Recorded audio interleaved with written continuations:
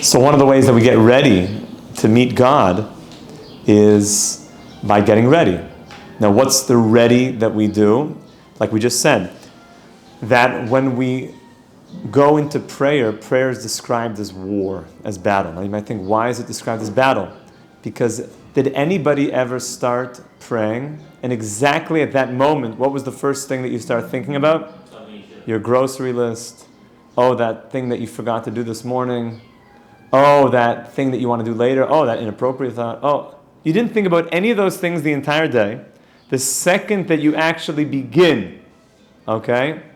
Whoa! Oh yeah, I could use one of those. Okay.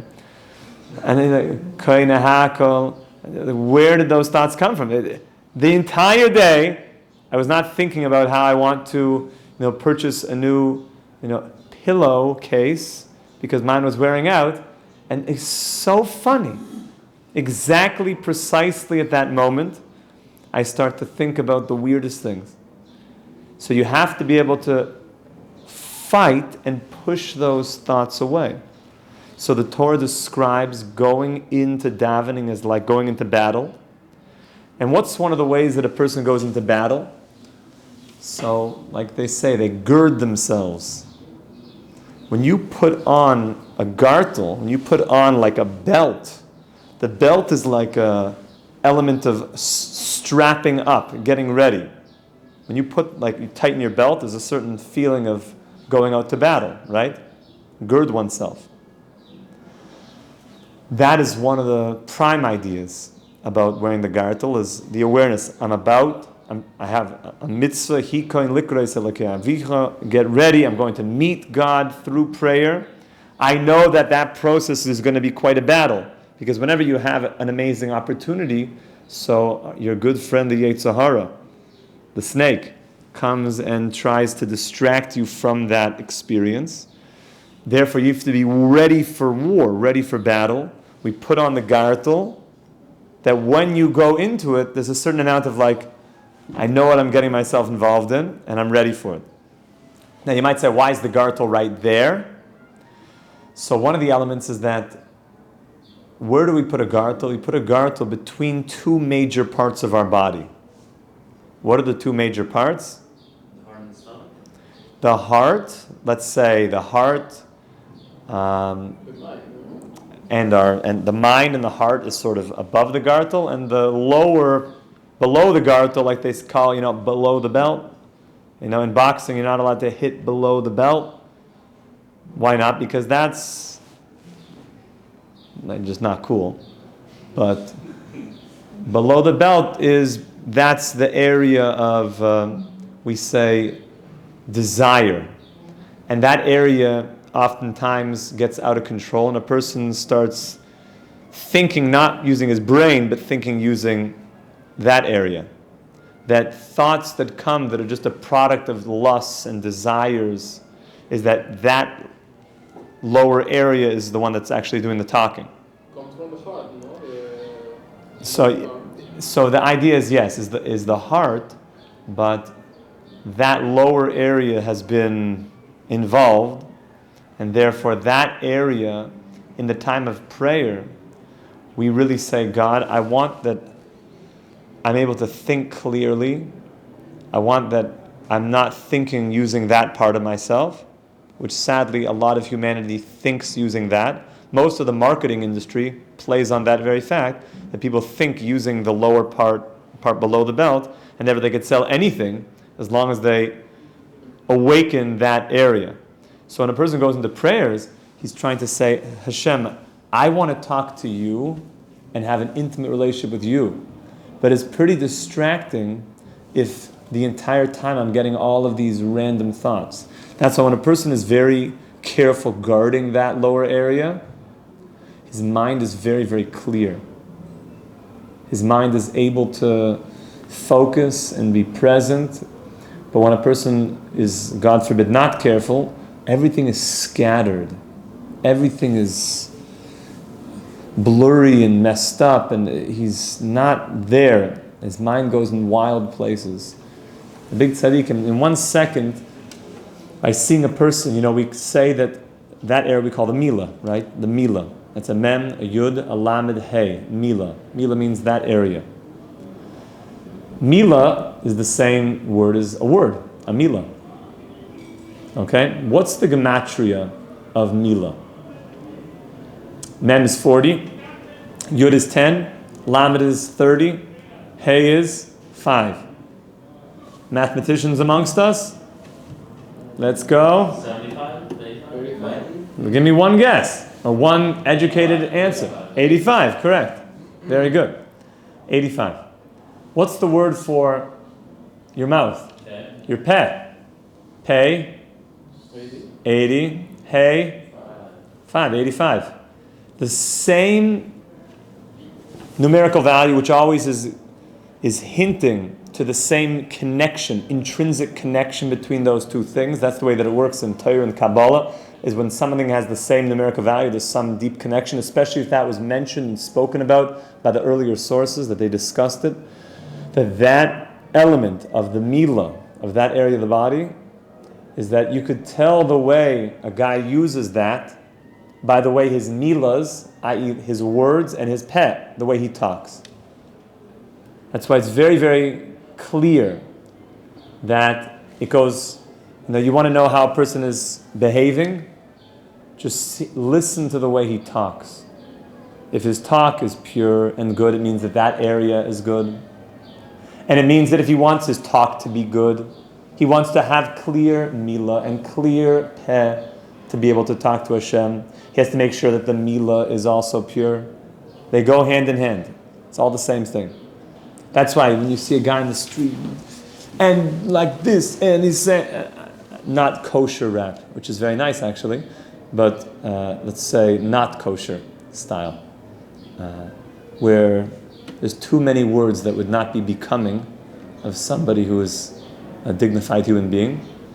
So there must be something going on, that lower area is out of whack and out of control.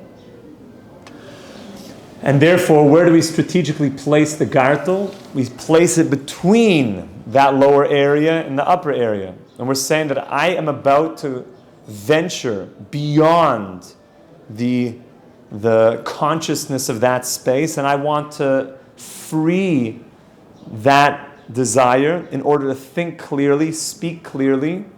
And then once I do that properly, then the Jew, and really any member of humanity, is able to then come back down to this world and use that lower area properly.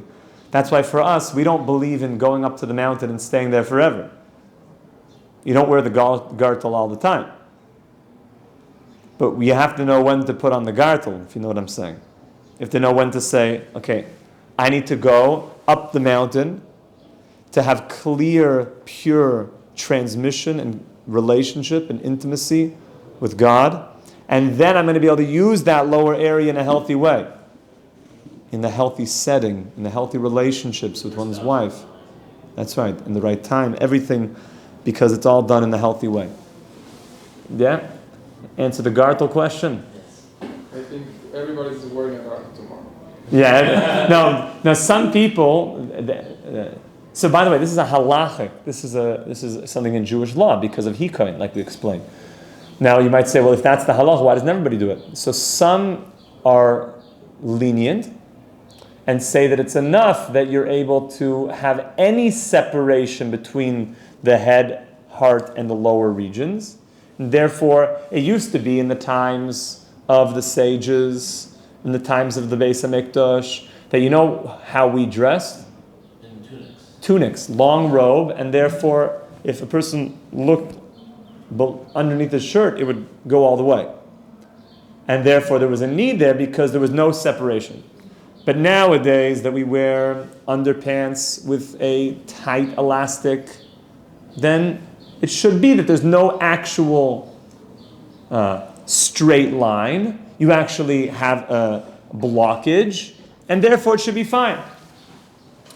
And especially considering that many people, especially in many of the Western countries especially, but other places as well, wear belts. And a belt would be an additional blockage between the top and the bottom.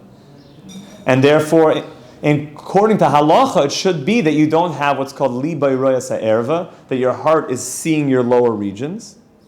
However, to say that that's really hikoin, to say that I prepared myself for davening, is hard to say that I did something especially preparatory, because most people didn't think about that before they started davening. Is, oh, good thing I'm wearing underwear now. Good thing my belt is on. Like, where else would it be? You just wear it every day. Like, of course it's on. So it's absent-minded for a person, and therefore we wouldn't have this quality hikoin of get ready for davening. So you'll notice, what do the Chassidim do? And many Litvish also. Before davening, we go into our pockets, we take out our gartels, right? And you put it on. Take the gartel out, and there's an element of, like we mentioned in the beginning, I'm going out to battle. I'm going out to war. I want to make sure that the war is successful, that I'm not listening to the lower regions, and that I'm able to stay pure. Where can I buy you one? You want serious? So, you can get, my wife just calls it an expensive shoelace. But it's like $2. It's probably more than a shoelace, but. So what do you just like, okay, like for example, if I'm wearing a belt, I like to wear it so it holds up but not too tight, so if I just tighten it a notch during davening and then untighten it. Yeah, as long as it doesn't the reason probably your belt is a certain, notch. To tighten it might be uncomfortable for davening. Like here you can make it exactly, what would be, it could be that would work, yeah? I think actually it would, because there you're doing a preparatory act, and it's special. Even though the garment itself is not special, you wear the garment all day, but you're adjusting the garment. The intention here was not that everybody goes out and buys gartels. The intention was just to explain where the idea comes from. There's other things. Yes, Yankov. There's like a special way to tie it. Is there like? There's different minhagim in how they tie it. Some go down the side, others make a bow. It's all good, like they say. The main thing is that hikoin, I'm getting ready for battle. I'm going into war. There's other things that a person does also for hikoin, of getting ready for davening. Namely, many people, if they don't wear a jacket during the day, they'll put on a jacket for davening, a davening jacket. There's such a thing, to wear. Or if they wear, this is something that I used to do, I would roll up my sleeves, you can have like rolled up sleeves. So for davening, I'd roll down my sleeves. Even though during the day, having my sleeves rolled up, it's like nice, it's geschmack, it's, more vitamin D on the arm there. But I felt that for davening, it's nicer. It was a part of hikoin, of getting ready for davening. Other people put on a hat, would also be hikoin. I hope the takeaway from today is not that I see everybody here tomorrow with jackets, hats, gartlach, with wet pass from the mikveh. Because the mikveh is also part of that. But now you can appreciate why there is such a thing that people are getting ready for davening. Because once you know that the stakes are high, davening is going into real battle. Davening is being able to speak in a very intimate way, all the way up to the world of Atzilus, with the creator of the universe, and ask for anything that you need, and ask for all the things that humanity needs. And humanity needs a lot right now. A lot. To ask for peace, to ask and beseech God that those who are hungry should come and have what to eat, etc., etc. And that God should heal the sick and make the ones who are blind be able to see once again, and rebuild the holy city of Yerushalayim and build the temple again. Things that are really, and give people a livelihood who need it, and give us wisdom to think. Because Hashem, you're the source. Chaynein hadas. It all comes from you. My mind can only think because you are putting the consciousness into my mind right now. And Hashem, please continue to do that. So you realize that davening is really where it's at. And davening helps us to dissolve the illusion, which most of the world thinks, which is the famous words of the prophet, koichi ve'oitzim yodi asa es hachayil hazeh. That koichi, my strength, and the power of my hand won this victory. No, you don't buy that one? It wasn't me. It wasn't me who did it. I won this victory.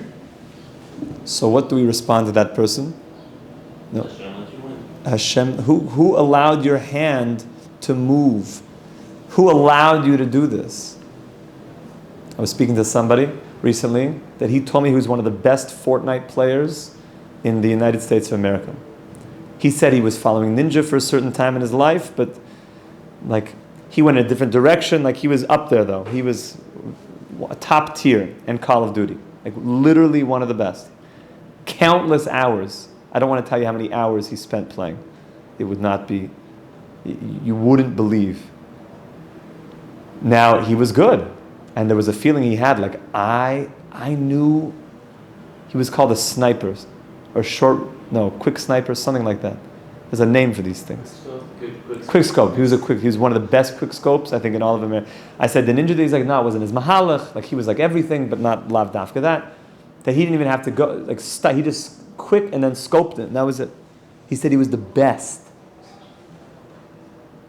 And I asked, like, how tell me about that. He said, I practiced and practiced and practiced. And I got so good. And I said, so who let you become so good? Like who? It was you? He said, yeah, like my fingers pushed the joystick exactly at the right time. And I said, but who allowed your fingers to have the energy to move? He said, oh, you mean I couldn't have done it without God? Oh, thanks, God. Thanks. It was a moment, like the ball dropped. Like there's such a thing. That it could be that for years a person thinks, I literally been doing everything myself. And then we realize that Hashem is invigorating me with that energy. And those are the types of things that you get into conscious awareness with during davening, prayer. And therefore, it behooves us that I don't just go into prayers like, yeah. Like we mentioned, the guy was getting married tonight, and he's sitting at the bar with his buddy eating wings. And they say, aren't you getting married tonight? He's like, oh yeah, I guess I'll go do that. Yeah, waving the sign. It's like, how am I looking? And like while he runs out, like, dude, I better finish this. Like finish the pint. He's like, okay, see you guys there. See you there. And it's absurd. Like, you got to be getting ready for that. So prayer is way more profound than the wedding day. Prayer is meeting the master of the universe. Prayer is designing your wedding day. Prayer is everything flows from that. So when a person comes into davening, that's why everything's about getting ready for davening. Hikoin. That's why there's another halacha that you're not allowed to just run in and just start. You have to gather your thoughts and compose yourself. Just like if you're going to an important meeting or your wedding night, you wouldn't just like run to the chuppah, like I'm here. You'd be the Shem Yichuds. You're getting yourself ready. So hikoin. So gartel is all part of that. The mikvah is all part of it. Meir, I heard, goes to the mikvah before every tefillah, including Kriyat Shema Lamita. Wow. When I heard that, I almost fell off my chair. Wow. Right? Hikoin. You have to get ready. Where I pray on Shabbos, they want us to be in davening. Davening starts at 8:30, but really starts like 9:30. And you're supposed to be there at 5 in the morning. Of course, after you've already been to the mikveh. And your gartel's on. For hours of learning Gemara before davening. Because how are you going to go into davening if you don't even know who you're davening to? How are you going to meet the one you're davening to learn his Torah? So the amount of preparation until you get to davening, and even the hikain of Psukah de Zimra is very long and screaming and crying and jumping and laughing, the whole thing. Hikain is, and many tzaddikim had such a thing that they would spend so much time getting ready. There was a great Meir of Bleibele Eger, who was a Moil, he did bris milah. It took him the entire day, even though the halacha really is that you're supposed to do the milah earlier in the day, but he was getting ready the whole day. And then right before Shkia, bris kodesh, the whole day he's crying and mikvah. Hikain, there's so much. I'm about to meet the Lord. I need to get ready for it. So, if anything that came from today, netzach shebenetzach, of being victorious, is to commit to some degree of getting ready for davening. It doesn't have to be external things, but at least internal things, of appreciating what I'm getting ready for. We should have the merit of mamish hikoin, and with that, to truly prepare that the great Mashiach should come on the white donkey over Har HaZeisim, over the Mount of Olives, and come rebuild the Beis HaMikdash b'meher v'yameinu. Amen. Amen. Have a wonderful day, my friends. Where is coming? Which mountain? Please say. Har HaZeisim, Mount of Olives, right here. Where- It's so nice when you could look out the window and say, oh, that one. You know, the ones that all the prophets for millennia have been discussing? Like the one outside our window. That mountain. It's going to crack open. There's going to be Tchiyas HaMesim. It should be soon, mamish. Kol Tuv. Have a wonderful day, everyone. Bye.